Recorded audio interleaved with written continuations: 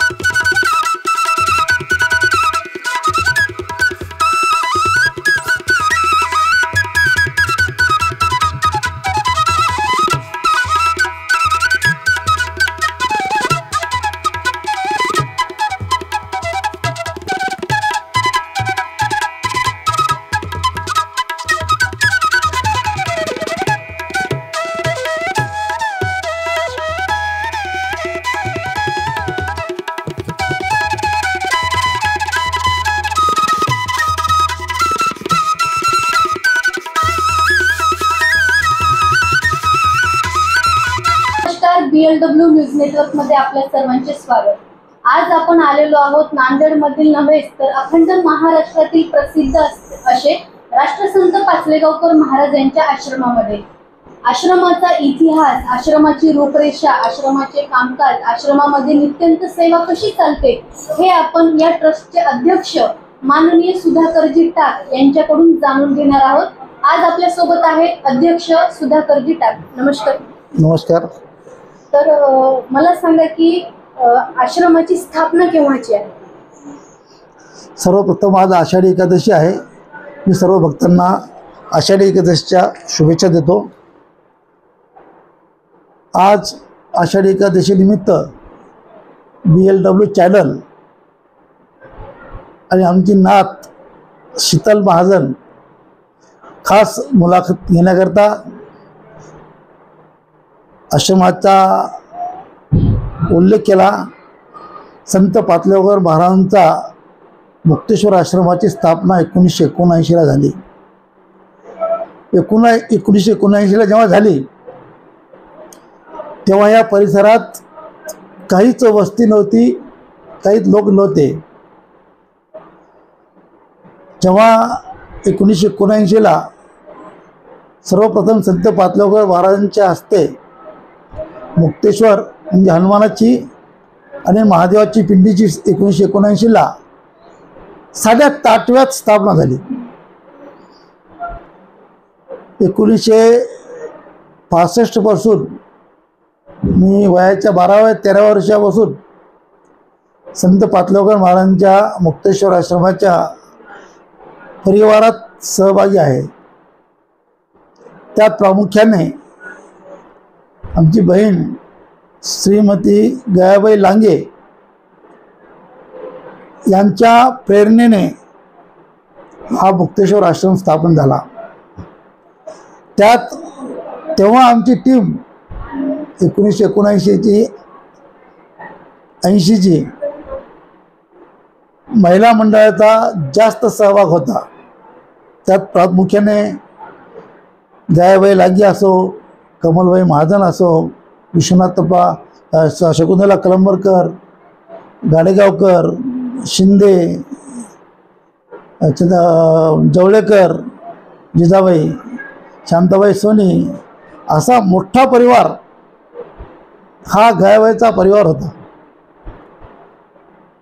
आणि 1979 पासून ह्या आश्रमामध्ये ह्या भागातले सगळे रस्ते संत पाचलोकर महाराजांच्या प्रत्यक्ष हातानं श्रमदान करून रस्ते तयार झाले.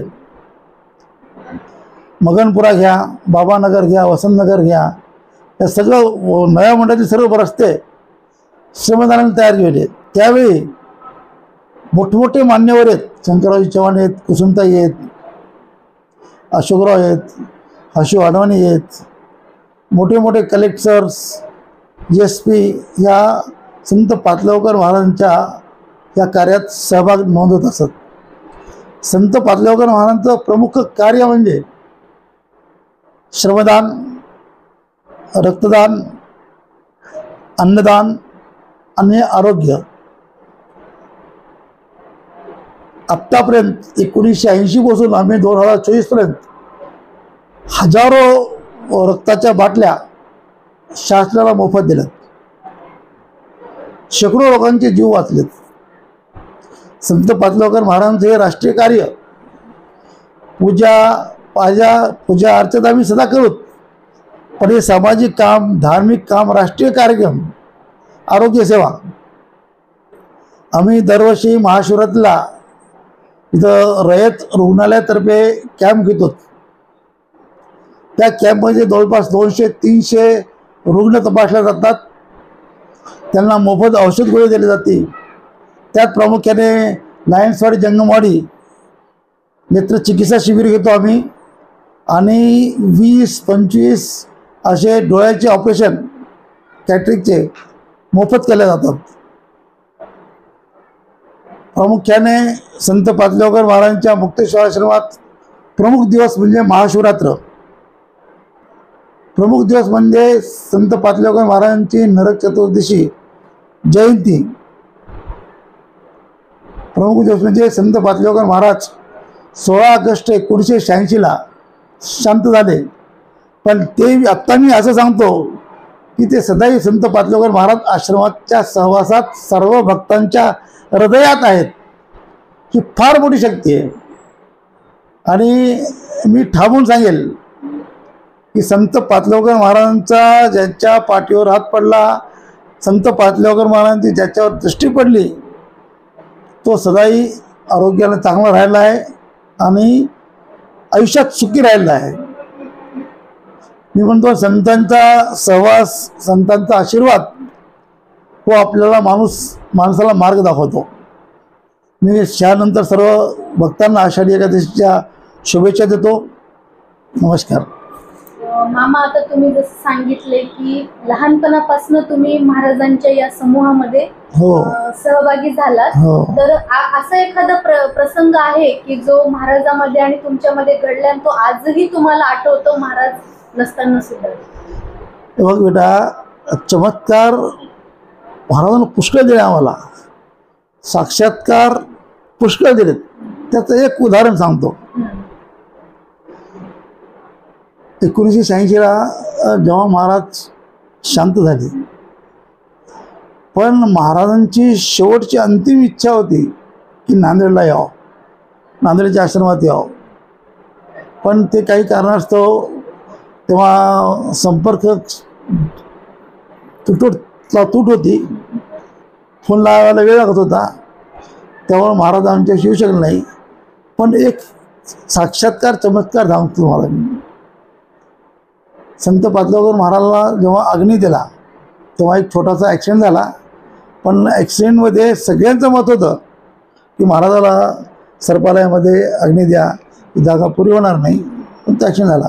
पण दुसऱ्या दिवशी जेव्हा आम्ही रक्षा सावरत होतो, राख सावरत होतो, तेव्हा राख सावरते वेळेस महाराजांची पाठीमागची जी काय चुंबळ म्हणतात ना, ती जळाली चुंबळ जशाल तशी माझ्या हातात आली. पुन्हा जळाली होती, पण एक केस इकडं तिकडे गेला नव्हता. तीच शक्ती आज संत पाचलोकर महाराजांच्या मूर्तीसमोर जे पादुका आहेत ना, तिथं असते.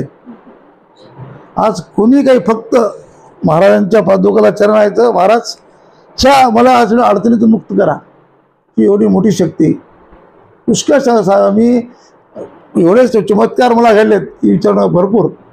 आणि संत पाचलोकर महाराज सिग्नल देतात, कुठं काही काम चांगलं असतं ग्रीन सिग्नल भेटते, आणि कुठं काम होत नसेल तर काढणं कुठं आडवं आणतात. ही फार मोठी शक्ती आहे. म्हणजे आपण बघितलं की निस्सीम अशी भक्ती जर आपण ईश्वरावरती ठेवली तर ईश्वर आपल्याला संकट येण्याच्या अगोदर सुद्धा आपल्याला सांगतो, आणि एखादं काम चांगलं होणार असेल तेही आपल्याला तो सांगतो. म्हणून निस्सीम भक्ती अशी आपल्याला सुधाकरजी टाक यांनी सांगितलेली आहे. एक माझा शेवटचा प्रश्न आहे मामा तुम्हाला, की आज तुम्ही हे जे महान कार्य हातामध्ये घेतलेलं आहे, हे आश्रमाचं जे आज इथं संपूर्ण कामकाज चालतं, आणि जसं तुम्ही सांगितलं की आध्यात्मिक धार्मिकतेपेक्षाही सांस्कृतिक आणि सामाजिक कार्य या ठिकाणी जास्त चालतं, राष्ट्रीय कार्य सुद्धा या ठिकाणी चालतात. तर हे जे कामकाज तुम्ही महान कार्य हाती घेतल्याच्या नंतर हे सावरण्याची नक्की शक्ती, हे सांभाळण्याची शक्ती तुम्हाला महाराज देतात. तर यामध्ये कामकाज करताना तुम्हाला कशा प्रकारचे अनुभव येतात आणि तो आनंद तुम्ही कसा वाढवता? हे सगळं माऊली करून घेते. मी सुधाकर टाक निमित्त मात्र आहे. आज संत पाचलोकर महाराजांचं एवढं कार्य, सगळे शिष्य येतात, सगळे भक्त येतात, सगळे अनुयायी येतात. आता परवा 23 तारखेला अनुग्रहाचा कार्यक्रम आहे, गुरुपौर्णिमा आहे. तर महाराज गेलेत तरी आज शेकडो लोक अनुग्रह घेतात महाराजांच्या पदवीसमोर.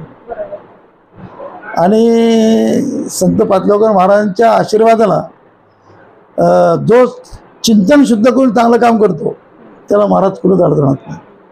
आता मी याच प्रामुख्याने आहे, मी रयत रुग्णालयाचा उपाध्यक्ष आहे. संत पाचलोकर महाराजांच्या आशीर्वादाला ती देखील सेवा एकदम व्यवस्थित आहे. आज आरोग्याकरता फार महागडं झालं आहे, तर सहज लोकांना परवडण्याकरता आम्ही सर्व मित्र कंपनी रयत रुग्णालय स्थापन केलं आहे. ते महाराजांच्या आशीर्वादानंच. आणि पाचलोकर महाराजांचं चंद्र सूर्य आहे तोपर्यंत महाराजांचं कार्य होत राहील. तर आपण जाणून घेतलेलं आहे सुधाकरजी टाक यांच्याकडनं आश्रमाचे कामकाज, महाराजांची भक्ती, महाराजांचा आशीर्वाद. आजही भक्तांच्या हृदयामध्ये महाराज विराजमान आहेत, आणि तीच सगळी ही ताकद आहे. आणि आज आपण हे जे उज्ज्वल भविष्य आपलं जे महाराजांच्या चरणावरती घातलेलं आहे सुधाकरजी टाक, ते महाराजांचा आशीर्वाद कायम तुमच्या सोबत आहे, तुमच्या पाठीशी आहे. आणि BLW न्यूज नेटवर्कला तुम्ही वेळ दिलात आणि आमच्याशी हितगुज साधलात, त्यानिमित्त BLW न्यूज नेटवर्क तर्फे तुमचे खूप खूप धन्यवाद. नमस्कार.